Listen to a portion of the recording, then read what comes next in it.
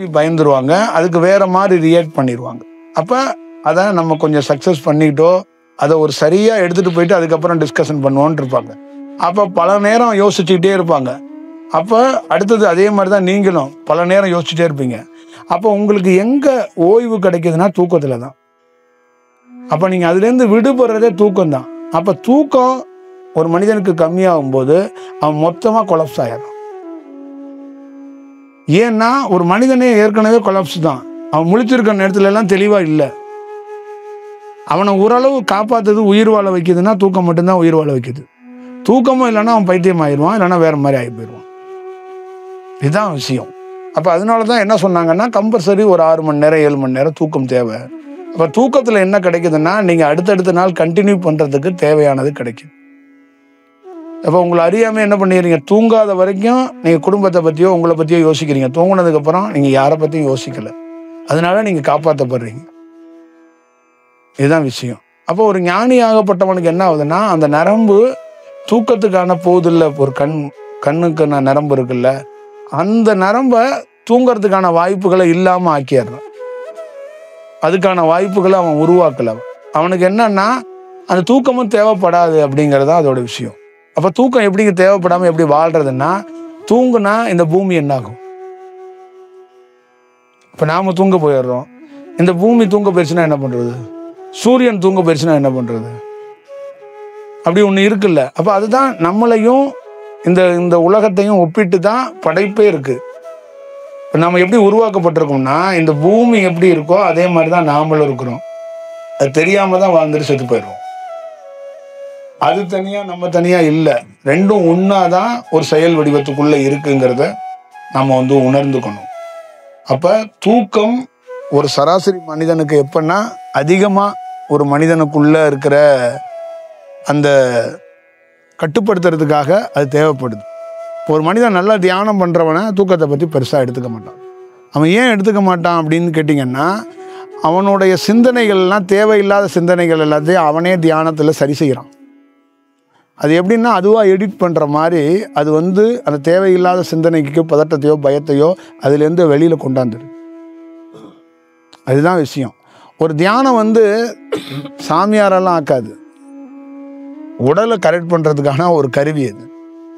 அவ்வளோதான் இதுக்குள்ளே இருக்குன்ற மெயின். ஆனால் உடல் டோட்டலாக வேற வடிவத்தில் மாறப்படும்.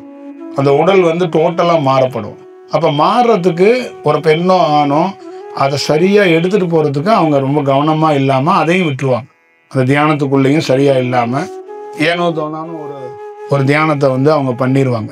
இதனால வாய்ப்புகள் அந்த மாதிரி ஒரு சூழல் இருக்குது. சரி பரவாயில்ல, ஸ்பீக்கரை விட்டுரு தம்பி, நான் பேசுகிறேன் விட்டுரு. ஏற்கனவே டிஸ்டர்பன்ஸுக்காக தான் பேசுகிறோம், இன்னொரு டிஸ்டர்பன்ஸை கொண்டு வரீங்களா?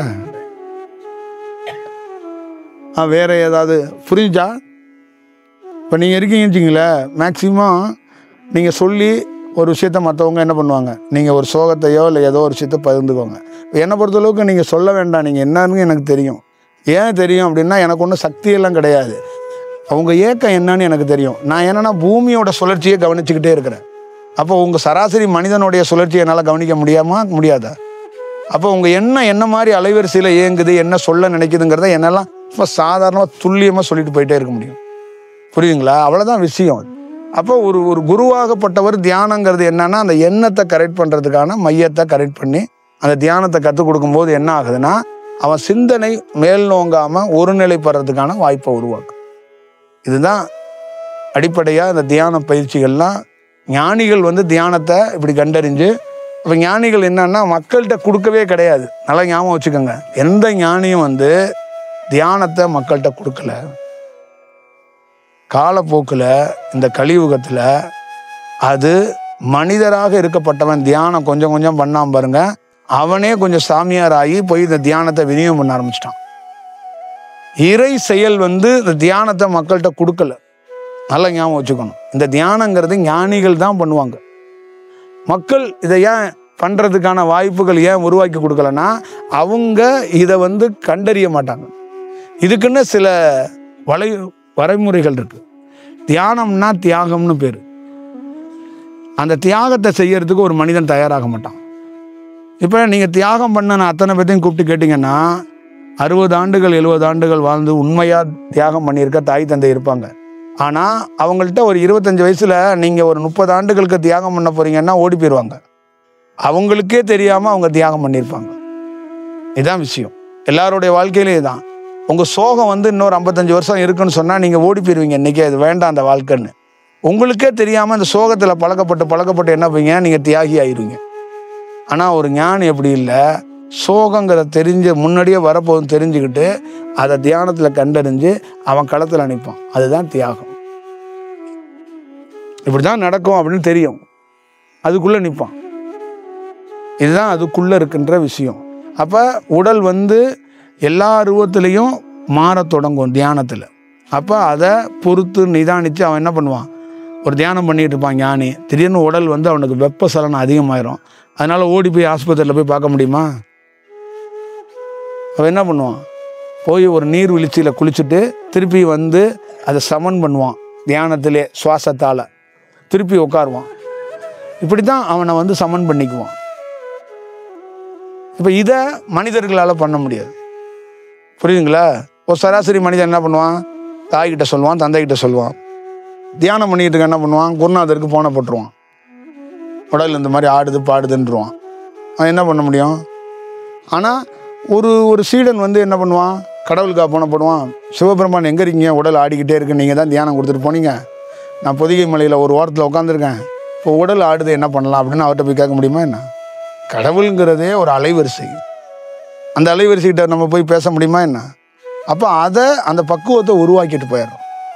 அதை இயல்பாக மனிதர்களால் பண்ண முடியாது. அப்புறம் இந்த காலகட்டத்தில் மனிதர்கள் அவங்க மனதிலேருந்து விடுபடுறதுக்கு கொஞ்சம் எண்ணங்கள் அதிகமாக இருக்குல்ல, அதுலேருந்து விடுபடுறதுக்கு இது உதவியாக இருக்கட்டும் அப்படின்னு தான் இதை மக்கள்கிட்ட கொடுத்த தியானத்தையும் பெருசாக எடுத்துக்காமல் ஞானிகள் விட்டுட்டாங்க.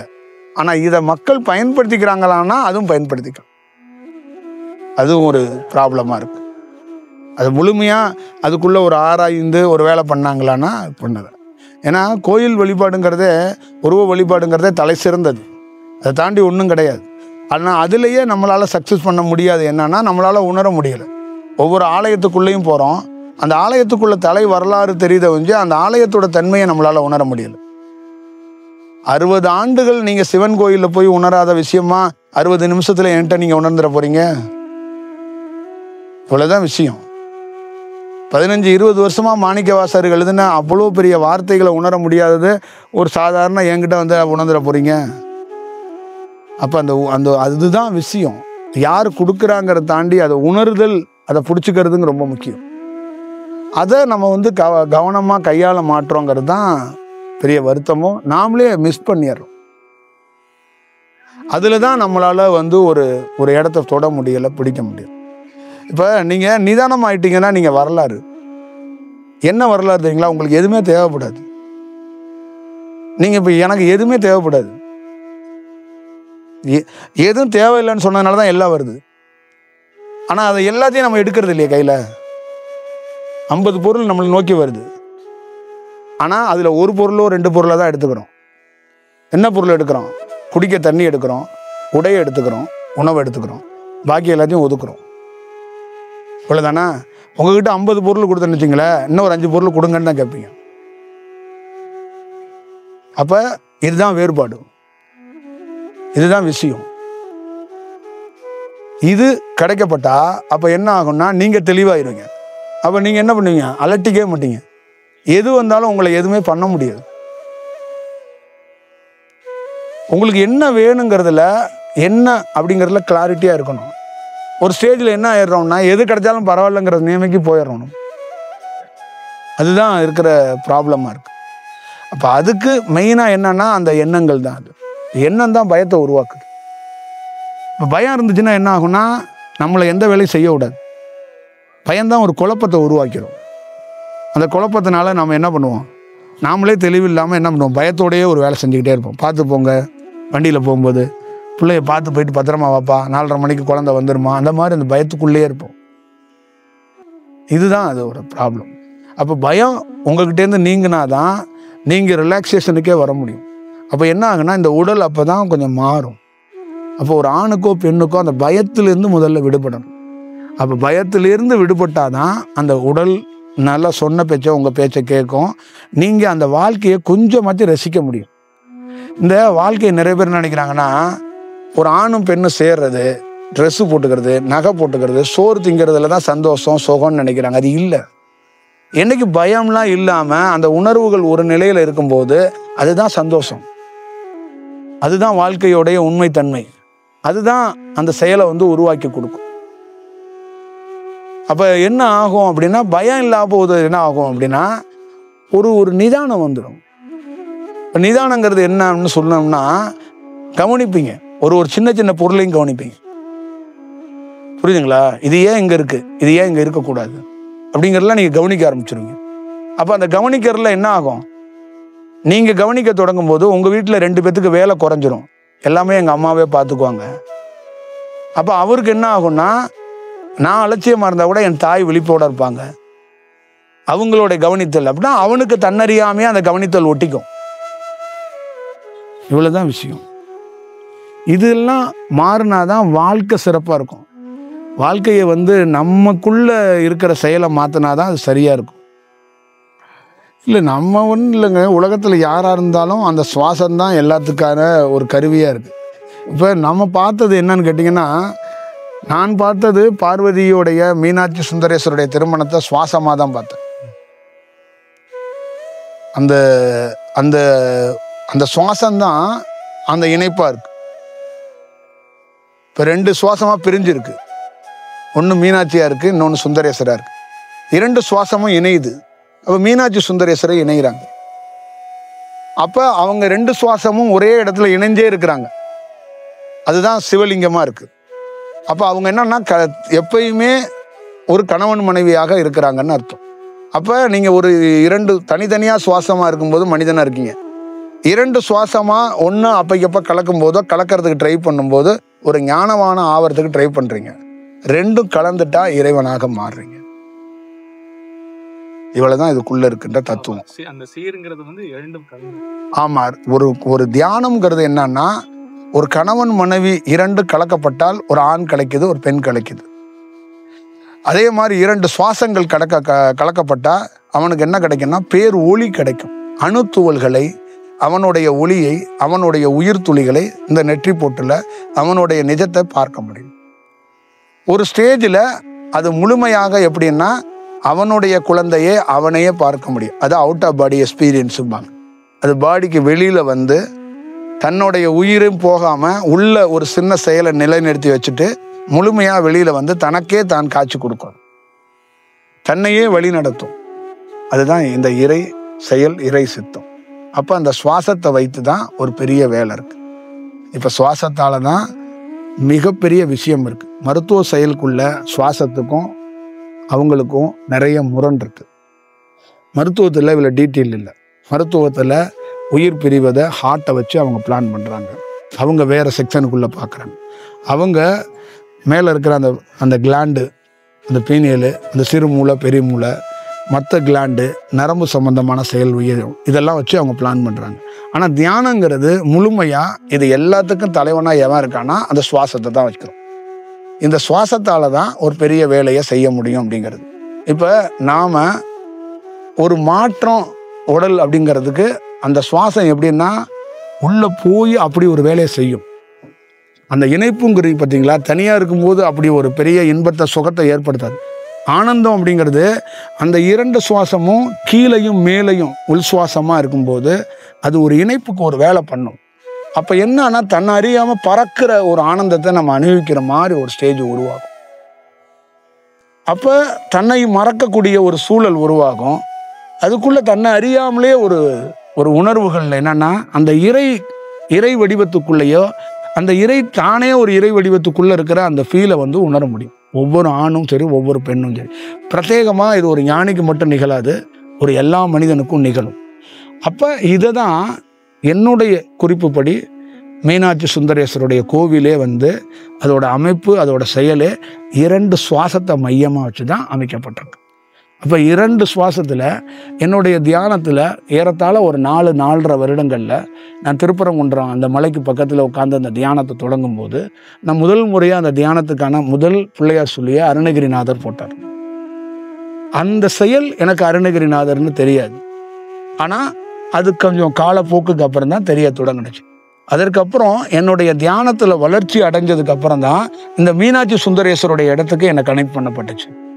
அதுக்கு முன்னாடி வரைக்கும் மீனாட்சி சுந்தரேஸ்வருடைய ஒரு உருவமாக ஒரு கடவுளாக பார்த்த நாம ஒரு சுவாசமாக பார்க்கறதுக்கு எப்போ பார்த்தோம்னா என்னுடைய தியானத்தில் மேம்பட்டதுக்கு அப்புறம் தான் பார்த்தேன். அப்போ ரெண்டையும் அவங்க எப்படி காட்டினாங்கன்னா, உனக்குள்ள ஓடுற சுவாசம் ஒன்று ஓடுது இல்லை, அதே இதை இங்கே உட்காந்து பார்க்கும்போது நீ எந்த தியானமும் பண்ணாமல் நார்மலாக போய் நான் நிற்கும் போது அந்த மீனாட்சி சுந்தரேஸ்வர்கிட்ட என்னுடைய சுவாசம் அது மாதிரி ஒரு செயல் வடிவத்தில் மாறும். அப்போ நான் எந்த முத்திரையும் பிடிக்க மாட்டேன், எந்த தியானமும் பண்ண மாட்டேன். அப்படியே போய் நிற்கும் போது அது ஆட்டோமேட்டிக்காக உள்ளிருந்து ஒரு செயல் நடக்கும். அப்போ அது உள் உணர்வுல என்ன சொல்லுன்னா, இதுதான் இங்கே இருக்கு,